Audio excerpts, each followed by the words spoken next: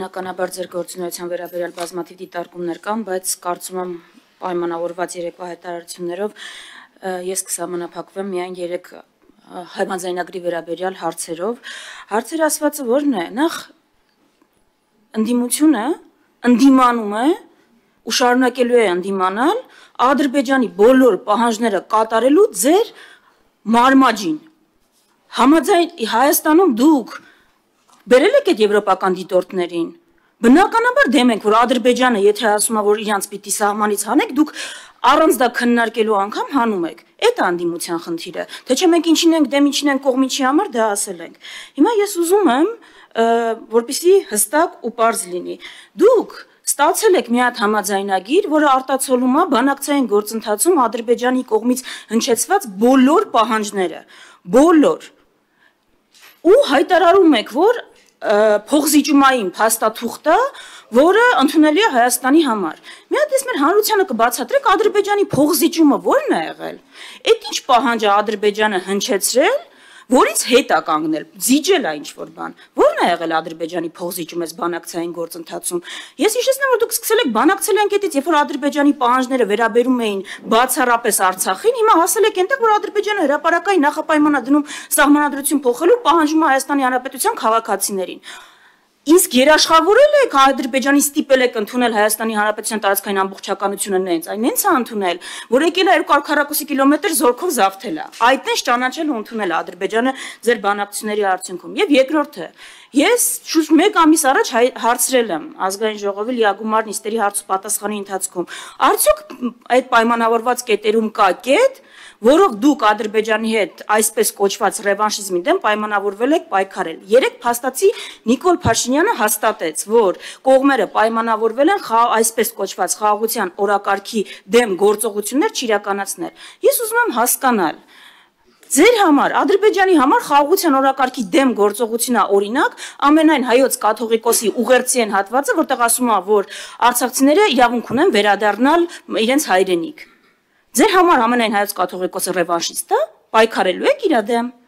Ինչ է, այդ որ պայմանավորվել եք դա, այդ ինչ գործողությունների մասն եք խոսում, այդ որ հայտարարություններն են, որոնք խաղաղության օրակարգի դեմ են ու դրանց դեմ պիտի պայքարեք։ Այս ժողովրդին ասեք իմանան, իսկ ձեր ձեռք բերած համաձայնագրի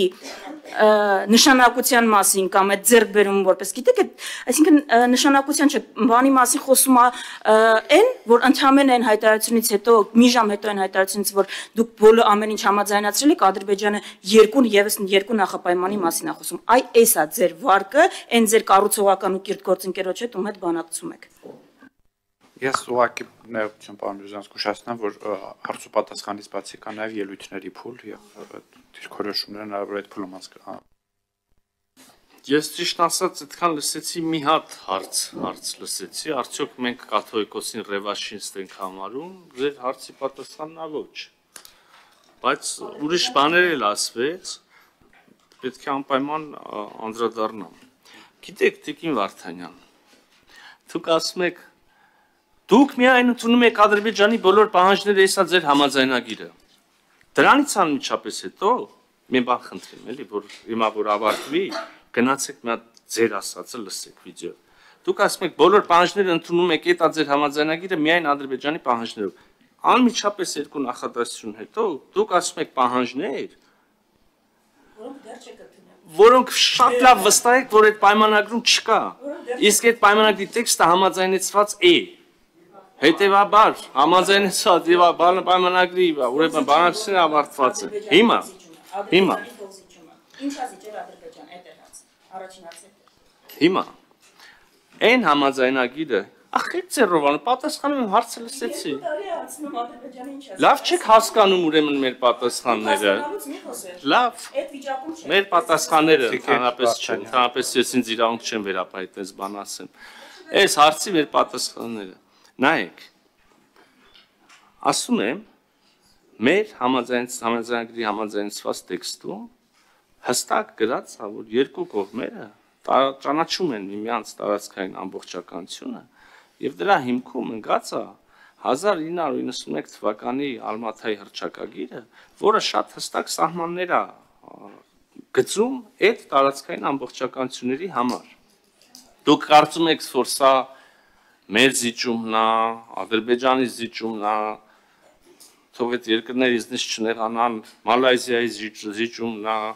Պանամայի զիջումն է, դուք գնացեք ոնց ուզում եք, ես համարում եմ սա էական ձեռքբերում։ Ընդհանրապես մի հատ էլ եմ ուզում ասեմ, փաստաթուղթ առաջիկայում, երբ որ բարով խերով կստորագրվի, կգա ազգային ժողով, կվավերացվի, կհրապարակվի կամ չգիտեմ ընթացակարգերը ոնց են, մինչև այդ պիտի հրապարակվի, թե ոնց մի քիչ իրավական հարցը։ Կկարդաք, կտեսնեք, ժողովուրդն էլ կտեսնի։ Չկա որևէ միակողմանի կարգավորում, չկա որևէ կարգավորում, որը մեզ ձեռնտու ձեռնտու է միայն Ադրբեջանին, եւ չկա որևէ կարգավորում, որը մեզ տանում է ոչ թե խաղաղության հարաբերությունների կարգավորման, այլ Հայաստանի Հանրապետության նվաստացումն է արձանագրում։ Մնացածը լավ ուրիշ բան ասեմ, Տիկին Վարդյան, դուք ոնց որ մակերեսի մասին եք ասում, ես առաջարկում եմ առանց սեթևեթելու խոսել բուն խորը էության մասին հարցի։ Հարգելի գործընկերներ, հարգելի քաղաքացիներ, խաղաղությունը Հայաստանի Հանրապետության գոյության միակ ձևն է։ Ադրբեջանի հետ խաղաղությունը եւ հարաբերությունների կարգավորումը բխում է Հայաստանի Հանրապետության շահերից։ Մնացածը կան հարցեր, որոնք կարգավորված են։ Անշուշտ կան հարցեր, որոնք դեռ պետք է կարգավորվեն։ Անշուշտ կան հարցեր, որոնք իրենք այլ կերպ են նայում, մենք այլ կերպ ենք նայում։ Կան պահանջներ, որոնք իրենք ունեն, որ մենք չենք կիսում։ Կան պահանջներ, ակնկալիքներ, որ մենք ունենք, իրենք չեն կիսում։ Կան հարցեր, որ գուցե մինչև վերջել աշխատենք միասին եւ կարգավորված չմնա, օրինակ, չգիտեմ, անհայտ կորածների, ճակատագրերի պարզաբանում եւ այլն։ Թնջուկը եւ բարդությունների ուրեմն խումբը իսկապես մեծ է, բայց խաղաղությունը ընդհանրապես հեշտ գործընթաց չի, եթե այդպիսի լիակատար փոխըմբռնում լիներ, արդեն բոլոր հարցերը լուծված կլինեին։ Իհարկե կան խնդիրներ։ Մի մասը ձեր ասածը, մի մասը ձեր ասածի խնդիր չեն, այսինքն ինտերպրետացիայի հարց է, մի մասը կարողական դուք չգիտեք, բայց այդպես ներկայացնել Հայաստանի Հանրապետության ժողովրդին, որ Ադրբեջանը պահանջում է Հայաստանի իշխանություններն կատարում են այդ պահանջները, ես կարծում եմ, գուցե ձեզ որևէ ուժի, անձնապես ձեզ կամ ուժի կամ չգիտեմ երկրի կարճաժամկետ քաղաքական դիվիդենդ աբերում, բայց ես խորապես համոզված եմ, որ դա վատ ծառայություն է Հայաստանի Հանրապետության ժողովրդին, շատ վատ ծառայություն է։ Հայաստանի Հանրապետությանը պետք է խաղաղություն։ Մի բան էլ ասեմ, կհամարձակվեմ ենթադրել, որ այստեղ նստած մեր ընդդիմադիր գործընկերներից շատերը իզնից լավ գիտեն դա։ Ես առաջարկում եմ չմտնել այդ հակառակը մարդկանց հիմար բաներով չխաբել։ Ասեմ, շարունակել քննադատել իրար, չհամաձայնվել իրար հետ։ Հիմարություն ես համարում եմ, ասեմ, պարոն Դանիելյան, խաբկանքը, պատրանքը, որը կարող է տրվել ժողովրդին, այն մասին, որ օրինակ խաղաղությունը ունի այլընտրանք իդեմս պատերազմի, իդեմս հոխորտանքների, իդեմս ռազմական գործ, հիմա սրա մասին է խոսքը, ես քիչ առաջ ասում էի, որ երբեմն մենք ասում ենք բաներ,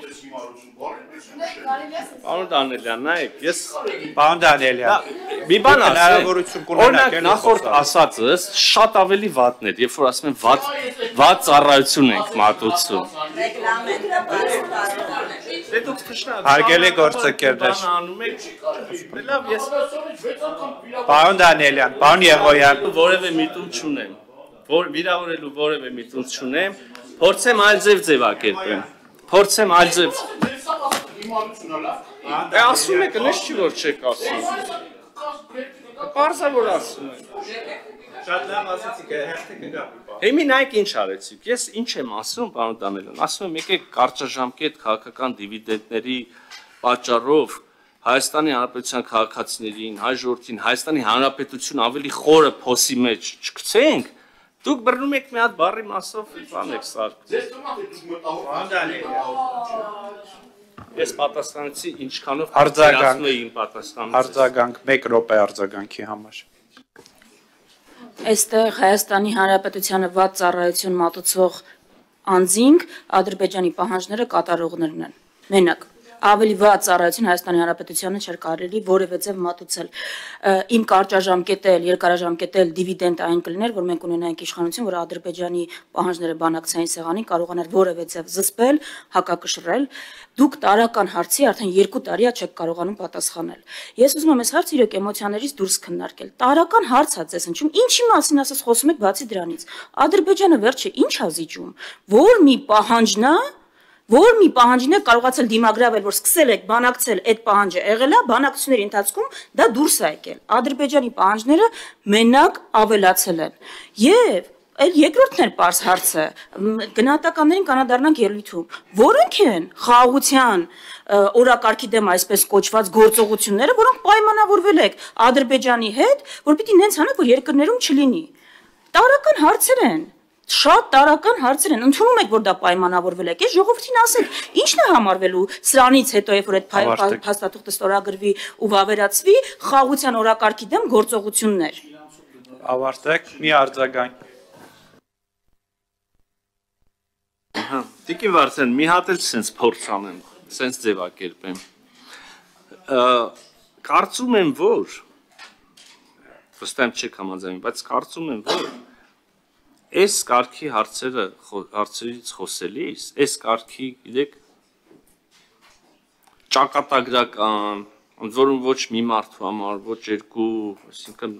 նույնիսկ 3 միլիոն մարդուն նշել ես, պետությունների մասին ճակատագրական հարցերից խոսելիս, երևի թե տեղին չի չափել պահանջների քանակով։ Ես դու ես անում ես, ես, դա էլ տեղ ունի, չեմ բացառում, բայց մեծ հաշվով ես առաջարկում ուրիշ բանի վրա կենտրոնալ։ Նայեք, խաղաղության հաստատմամբ, հենց այս տեքստով, խաղաղության հաստատմամբ Հայաստանը դուրս է գալու մի մեծ եւ խորը ճահճից, որից դուրս չգալու պարագայում ընկղվելու ենք եւ թաղվենք։ Ասեմ, այս համաձայնագրով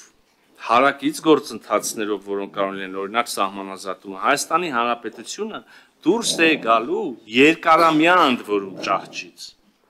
եւ անխուսափելիորեն դեպի ամբողջական ընկղմում, ամբողջական թաղվել տանող ճահճից։ Այդտեղ ասել մենք 5 հատ ենք զիջել, դուք 4 հատ, երևի